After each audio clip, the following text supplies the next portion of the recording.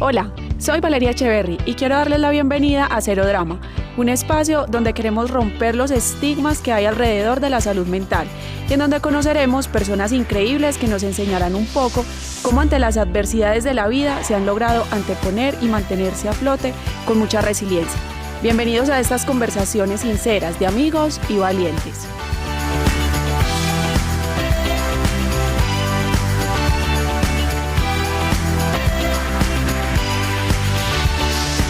Bienvenidos a otro de nuestros episodios Cero Drama. Hoy tenemos a un invitado.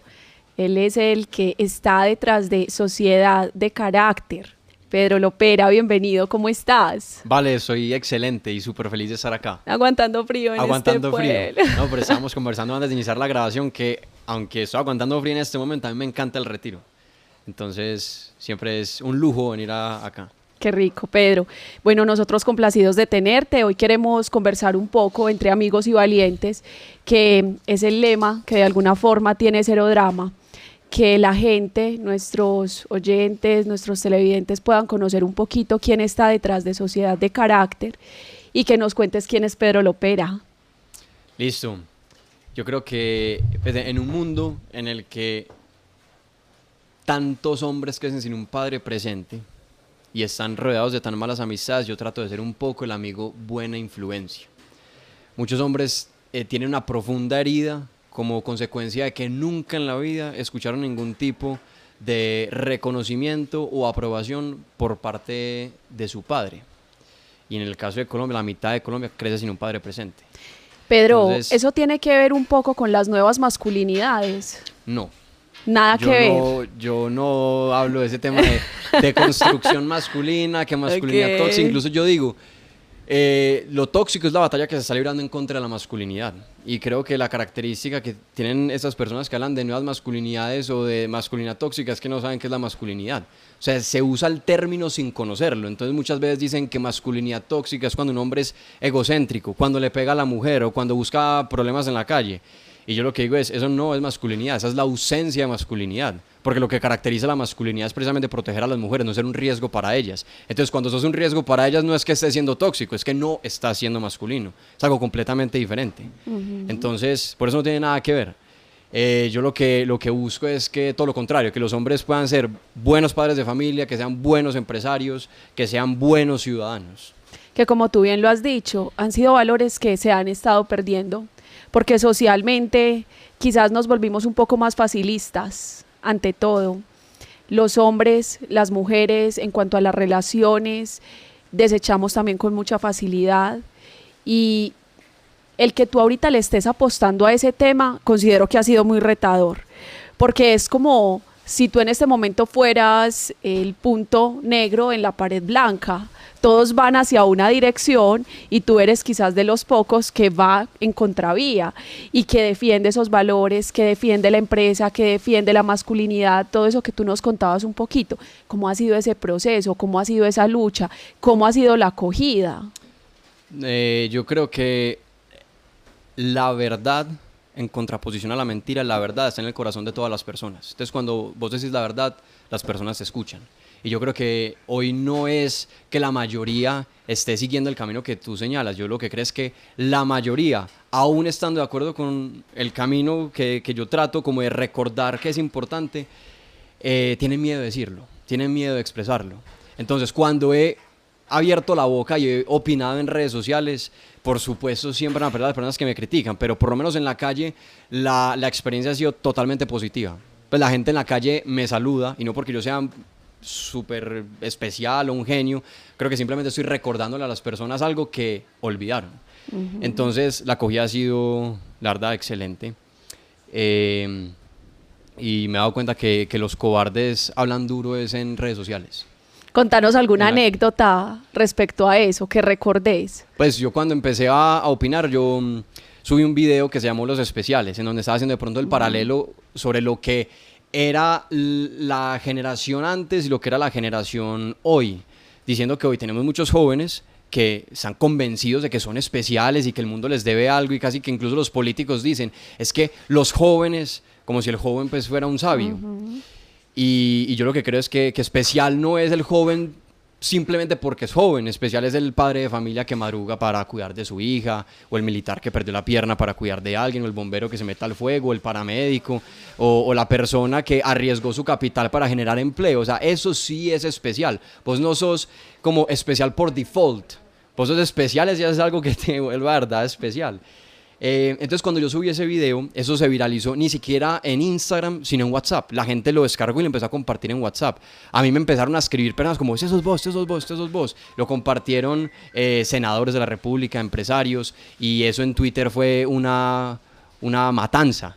Entonces me parecía muy curioso porque eran personas que estaban molestas por el hecho de que yo estaba diciendo eso y yo ni siquiera me enteraba, sino como hasta después de 3 meses que me metí a Twitter y me di cuenta que eso había ocurrido. Entonces yo nunca había recibido tantos insultos en tan poquito tiempo. ¿Y cómo te sentiste? Pues frente horrible. A todo ese... Al principio fue horrible. O sea, la yo crisis. Nunca, pues yo no sé si tú hayas recibido alguna vez en tu vida 500 insultos el mismo día, o 1000. Yo sí. Y yo nunca había vivido eso, entonces fue extraño. Al principio me daba muy duro. Después llegó un punto en el que me di cuenta que yo únicamente era criticado cuando decía cosas importantes. O sea, cuando yo decía algo que no era sobre un tema trascendental, sobre un tema importante, algo que tuviera que ver como con casi que la naturaleza del ser humano o las cosas valiosas de la vida, ahí cuando digo esos temas es cuando me criticaban. Cuando no los decía es cuando no los criticaba. Justo cuando ibas en contravía a lo común. Así es. A lo que todos estamos acostumbrados a que nos acepten, a que nos aprueben, a que nos aplaudan. Entonces, Pedro, vamos a conversar un poquito. ¿En qué momento tú decides crear Sociedad de Carácter? ¿En qué piensas tú para decir, no, yo quiero que esto se vuelva una filosofía? Porque es que mi cuenta personal tiene mi nombre, Pedro ¿Sí? Lopera, y a mí no me interesa que eso se trate de mí. Prefiero que haya más bien como una recuperación de valores, una recuperación de la cultura. Entonces alguna vez leí un libro, que es a hoy mi libro favorito, que se llama El joven de carácter. Lo escribió un monseñor católico que se llama Antijamertot. Y el concepto me pareció espectacular y el libro me pareció maravilloso. Entonces dije, quiero expandir eso, que no sea únicamente de los jóvenes, sino venga, hablemos de la sociedad de carácter. Porque entonces mi interés no es únicamente hablar de emprendimiento. De hecho, yo no pondría probablemente ni siquiera en primer lugar ese tema, sino que yo estoy hablando de los hombres, pero también estoy hablando de política, y también estoy hablando de relaciones y de cómo deben manejarse, y también estoy hablando de empresa. Entonces mira que terminan siendo un montón de conceptos, pero todos están apuntando al mismo lado. Okay. Y por eso es que busco aterrizarlo en este tema de sociedad de carácter, de que lo que quiere es que sea la sociedad con las diferentes dinámicas que hay en la sociedad, pero de carácter. Ok. Sabes que me parece muy curioso, Pedro. Antes de ti, en el episodio anterior, estuvimos con un invitado en donde hablábamos mucho sobre las mujeres.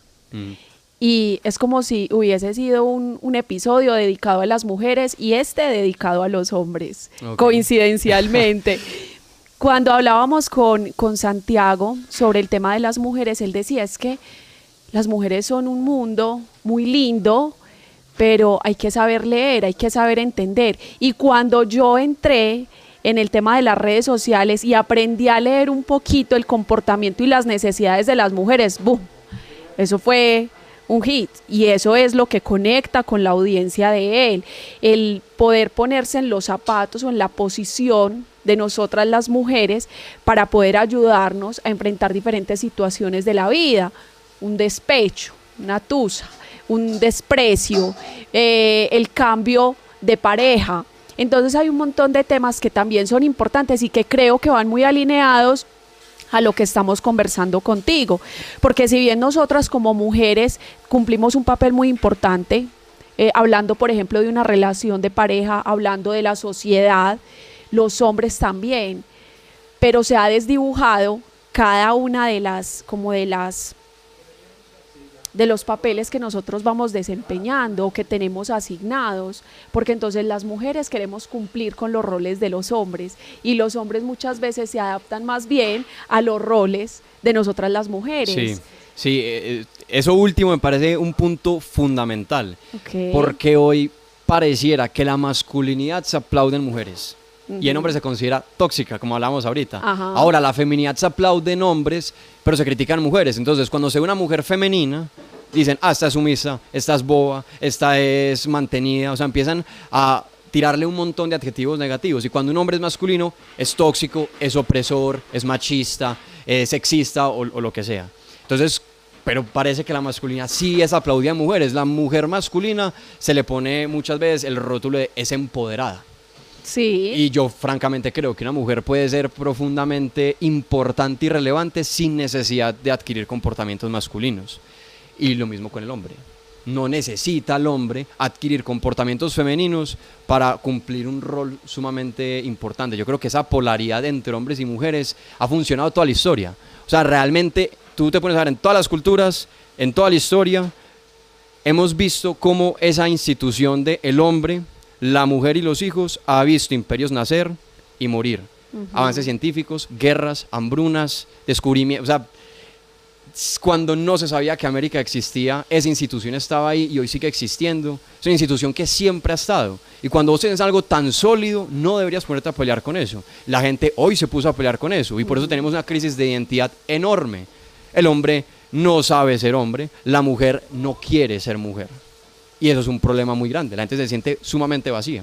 Sí. Y por eso te decía ahorita, es que lo que yo estoy buscando es que eso no se trate de mí, sino recordar algo que siempre estuvo y la gente está es como tratando de dejar de lado. Es recuperémoslo. Y si tocamos quizás un tema un poquito más sensible y más álgido desde lo psicológico, cuando hablamos de mujeres tan empoderadas, de mujeres tan autosuficientes, está muy ligado a muchas heridas que se pueden tener, heridas de abandono desde el tema de la infancia, lo mismo con los hombres, porque es que los hombres también son personas heridas y nosotros terminamos siendo víctimas de víctimas. Sin embargo, es importante hacer la diferencia de que por muy víctimas de víctimas que nosotros seamos, eso no justifica nuestros comportamientos y no justifica el abuso y no justifica la falta quizás de tacto muchas veces para decir las cosas o la manera como nosotros nos comportamos, porque entonces ahí es donde llega esa generación merecedora, esa generación es que yo soy así porque mis padres me enseñaron a hacer de esta forma o porque no tuve o porque tuve en exceso. Entonces, venga, ¿por qué no nos hacemos responsables de nosotros mismos, de lo que a nosotros nos compete?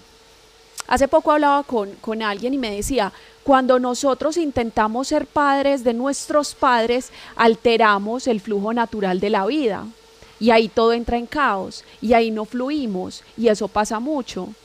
Yo no sé si tú has notado que somos muy dados a ser también muy duros con nuestros padres y llegamos a una edad en donde queremos que ellos se comporten de la forma como nosotros esperamos que sean.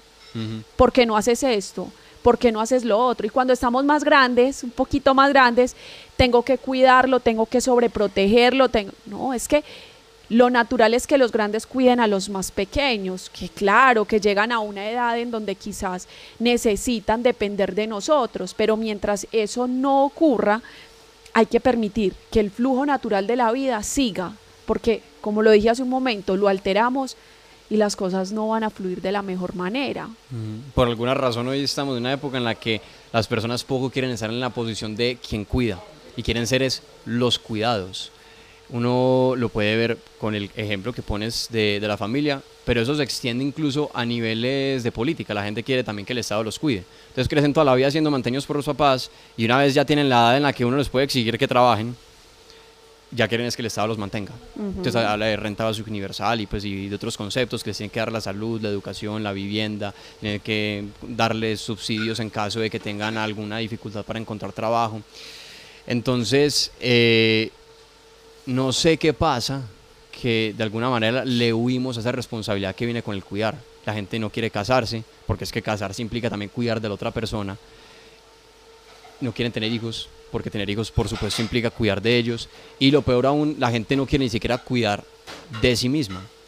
O sea, eso termina como incluso llegando a ese punto. No queremos cuidar de nosotros mismos, exactamente. Dijiste una palabra muy clave, Pedro, y hablaste de huir.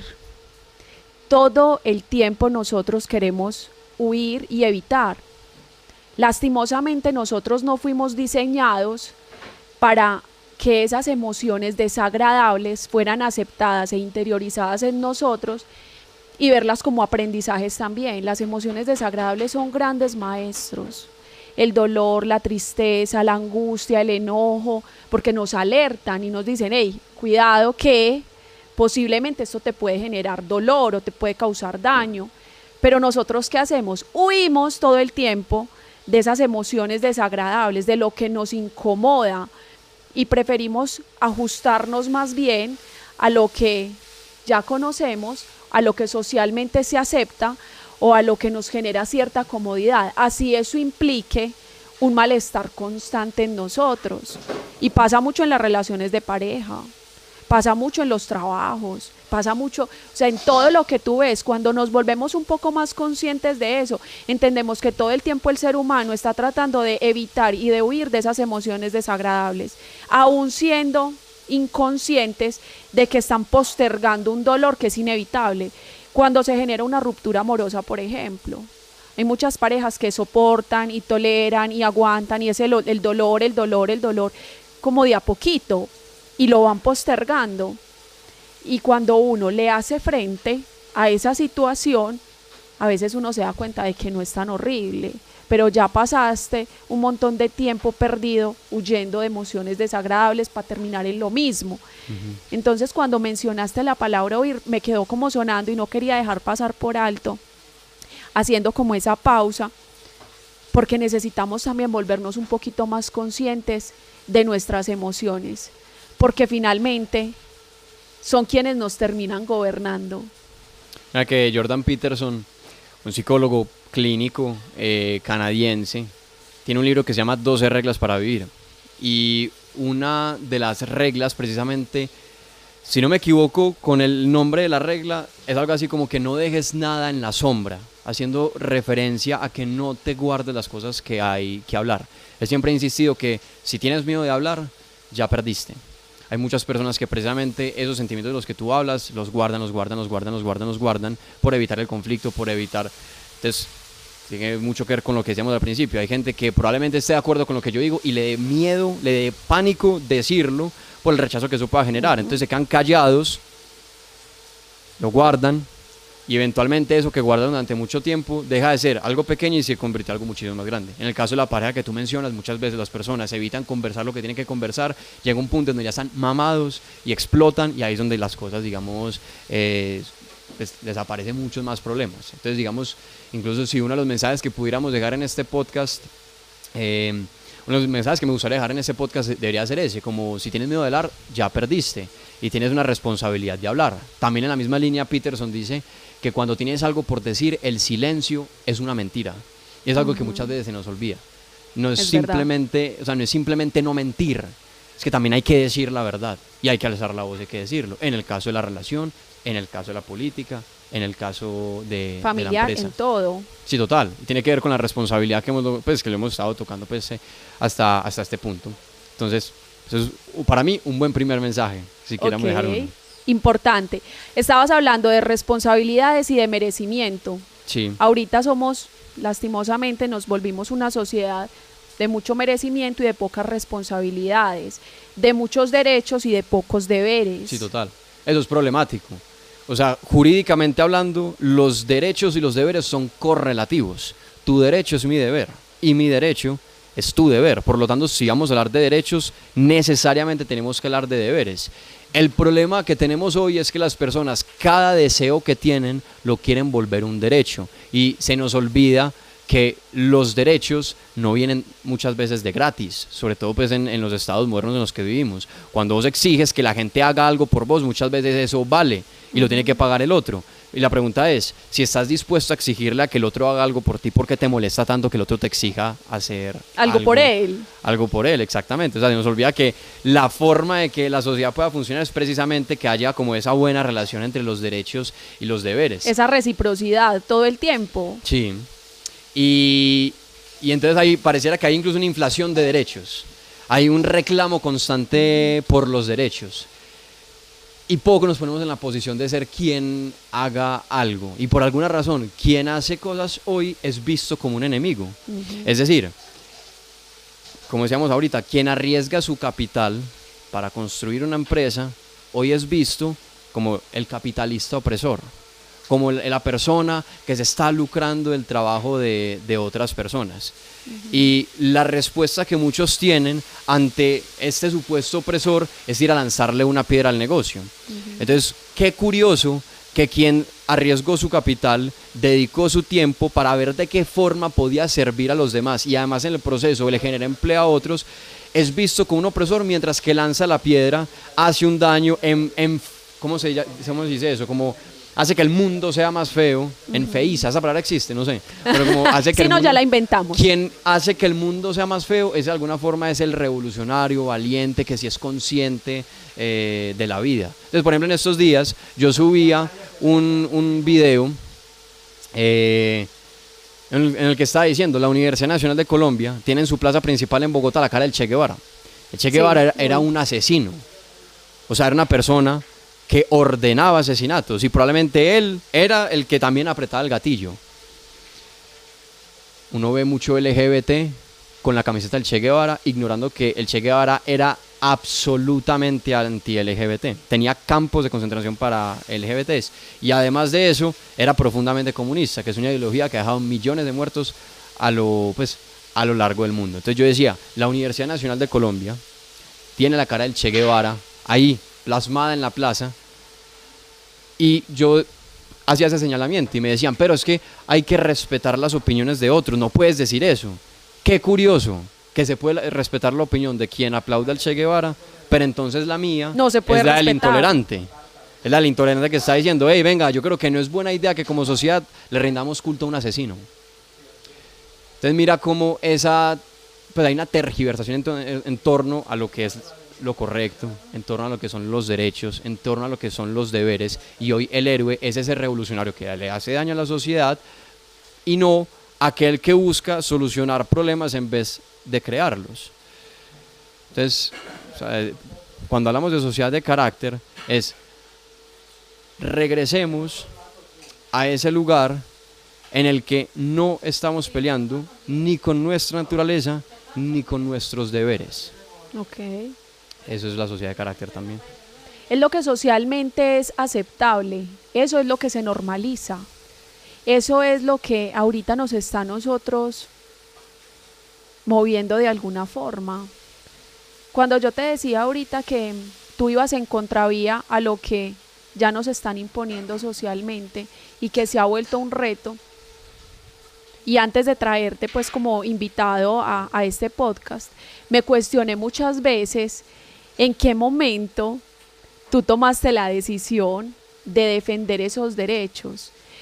¿Cómo fue, cómo ha sido quizás tu vida? Pues no vamos a adentrar mucho como en detalles, pero cuéntanos un poquito cómo fue tu crianza para que tú pudieras tener esa conciencia que hoy tienes, para que puedas tener esa fuerza de querer defender lo que no es socialmente aceptable, pero lo que está bien.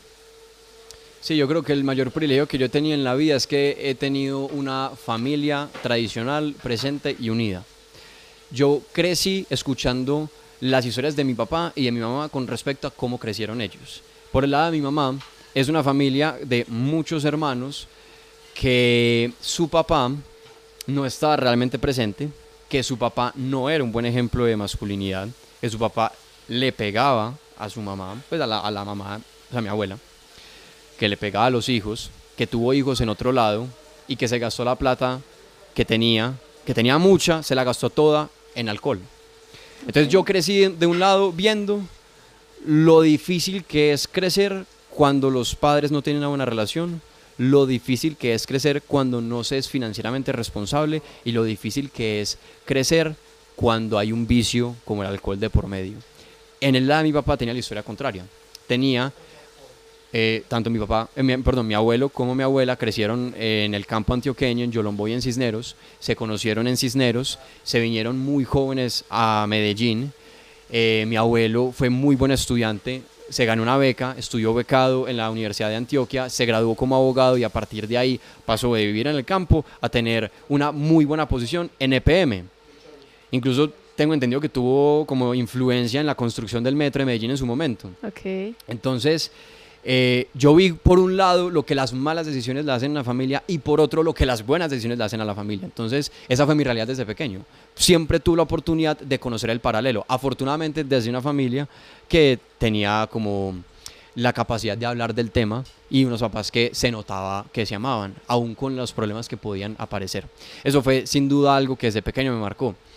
Más adelante hubo un segundo momento que fue trascendental pues para mí, y es que una vez terminé el colegio, mi papá se fue para la casa de un amigo. En la casa del amigo de mi papá había un amigo, el amigo de mi papá. El hijo del amigo de mi papá estuvo en Gales, en el Reino Unido, haciendo un voluntariado. Me comuniqué con él, le dije que me contara de qué era el tema y me dijo que él tenía un amigo que su hermano estaba en Escocia. Okay. Entonces hice toda esa triangulación, me enteré de ese mismo voluntariado en Escocia, me di cuenta que tenía la oportunidad de viajar gratis a otro país y cuidar de personas con discapacidad cognitiva. Entonces me fui un año a cuidar de personas con síndrome de Down, autismo, síndrome de Asperger, síndrome de Angelman, entre otras discapacidades. Y para mí eso fue un antes y un después, porque era a mis 18 años irme de la casa, tener mi primera cuenta bancaria, tener mi primer jefe, recibir mi primer ingreso mediante salario, vivir solo en otro país y tener que asumir como esa primera responsabilidad. Además hay un componente muy importante y es que yo estaba en la posición de cuidar de alguien más. Mira lo que hablábamos ahorita del tema de cuidar, que la gente evita ponerse en la posición de cuidar. A mí me toca a los 18 años ser, hay gente que le toca antes, a mí me toca a los 18 años, me toca a los 18 años ser quien cuidaba de otros. Y no tener a alguien que cuidara de mí, tenía que ser yo quien cuidara de mí. Entonces, teniendo la oportunidad de cuidar de esas personas, primero me di cuenta de las posibilidades que yo tenía por el simple hecho de tener un uso normal del cerebro y una motricidad promedio en materia, pues, en materia física. Entonces yo trabajaba 13 horas al día, me despertaba a las 7 de la mañana y terminábamos a las 8 de la noche, porque era el horario de una persona, tenía que cuidar a una persona. Entonces, en los descansos después de almuerzo, yo me sentaba en el cuarto a veces a escuchar a Jordan Peterson, que es el que mencioné ahorita. Entonces empiezan a pasar varias cosas. Primero, como experiencia de vida, cuidar a alguien más durante tanto tiempo fue sin duda importante. Y por otro lado, la información que yo estaba recibiendo en materia de psicología o de política o de filosofía, en esa hora de descanso también fue muy importante. Entonces cuando yo regresé a Colombia dije, yo quiero compartir esto. Entonces ahí es donde empezó a nacer todo el tema de la marca personal. El tema de la sociedad de carácter vino a nacer de pronto hasta hace unos meses o hasta hace un año. Ya no sé realmente cuánto tiempo lleva. Pero mira que fueron como esas dos características. Tener la posibilidad de conocer el paralelo de lo que es una buena y una mala familia, y más adelante tener la posibilidad de ser yo quien cuidara de otros. Eso fue sin duda dos grandes regalos. Trascendental. Pedro, para ir cerrando el momento, uno de los momentos más cero drama que tú recuerdes, que hayas dicho, no, suelto el control y dejo que todo fluya porque definitivamente no puedo sostener más. Como vengo de una familia unida y también en parte por mi personalidad, siento que las dificultades en la vida se han logrado abordar desde la responsabilidad y el deber. Entonces como que en vez de destruirse emocionalmente, al punto que digo como no, ya, lo que tenga que ser, realmente enfrentamos muchas situaciones. Sin embargo, hubo un momento en el que convulsionaron varias cosas en mi familia. Número uno, una de mis tías, prácticamente la mejor amiga de mi mamá, le dio cáncer. Un cáncer que la mató, que en paz descanse. Ella murió estando en mi casa, o sea, nosotros estábamos cuidando de ella. Eso fue muy duro porque cuando vos estás en cuidados paliativos, ya estás muriéndote y los gritos de la persona son gritos que uno sabe que no van a cesar. Cuando vos te rompes un brazo y estás llorando, a las 3 horas vas a estar bien. Ya no vas a estar llorando, ya te pusieron el yeso, ya está todo en orden. Cuando tenés cáncer, esos gritos van a estar hasta que te mueras. Entonces era aguantar esos gritos, al mismo tiempo que teníamos crisis económica en la familia, al mismo tiempo que mi mamá tuvo dificultades hormonales. Entonces era mi mamá enferma, mi papá asumiendo los problemas económicos, todos cuidando de mi tía Gloria. Eso fue todo al mismo tiempo. Y sin embargo lo logramos vivir. Primero porque todos nos pusimos en la responsabilidad de venga, yo aporto. Entonces, una cosa que le decía a mi tía Gloria, a mi mamá antes de morir, es que muchas gracias por haberle dado a ella la posibilidad de tener una familia. Porque ella sentía que aunque estaba en la casa ajena, sentía que no estaba ni estorbando, ni se estaba sintiendo echada. En esa época, mi hermana y yo dormíamos en el mismo cuarto para que ella pudiera dormir en el cuarto de mi hermano. Mi papá nunca puso problema y eso, digamos, le dio también mucha tranquilidad a mi mamá para poder cuidar de mi abuela. Eso fue un tema súper importante. También que como familia tuviéramos que abordar el tema de que hay un problema económico, hay menos cosas que vamos a hacer, ya no se van a hacer viajes, toca esto, no hay ningún problema, también lo podemos asumir. Entonces, hay varias conclusiones que uno puede sacar. La primera, cuando la gente se pone en la posición de asumir responsabilidades en vez de simplemente exigir derechos, las cosas se ponen mejor. Lo segundo es la unidad familiar, que es esa institución que siempre está independientemente de la cultura, de la religión, del momento histórico. Esa unidad familiar importa y funciona. Por eso es que uno tiene que hacer tanto esfuerzo y darle tanta relevancia a no te cases con cualquiera, y asume la posición de ser alguien con el que valga la pena casarse y forma una buena familia. La unidad familiar importa. Y voy a hablar de un tema que hoy poco se habla y es de Dios. La verdad es que Dios estuvo ahí y no de forma abstracta. Pues yo no hablo, porque la gente hoy habla de Dios de forma abstracta, no, yo me refiero a Dios y además yo soy católico, entonces lo hablo desde la perspectiva católica. Oramos, rezamos, le pedimos y la verdad, eventualmente uno dice, Dios nos terminó dando un gran regalo, nos unimos mucho más como familia. Hoy, por ejemplo, ayer tuve una reunión de trabajo con mi papá y con mi mamá por la empresa de la familia y se siente muy bien porque da una sensación de estamos juntos, pasamos lo malo y ya vamos a disfrutar lo bueno. Entonces, de pronto esos tres temas, asumir la responsabilidad, tener una buena familia y estar con Dios, ya tienes las herramientas necesarias. Gracias, Pedro. Para mí es un regalo tenerte en este episodio de nuestro podcast Cero Drama, porque creo que es muy enriquecedor y quedan muchísimos aprendizajes para nuestra audiencia, que de corazón esperamos y deseamos que sea un regalo también para ellos y que lo puedan recibir con mucho respeto, con mucho amor, así como nosotros se los entregamos. Hasta una próxima oportunidad. Muchas gracias por la invitación, cuando quieras. Gracias, Pedro.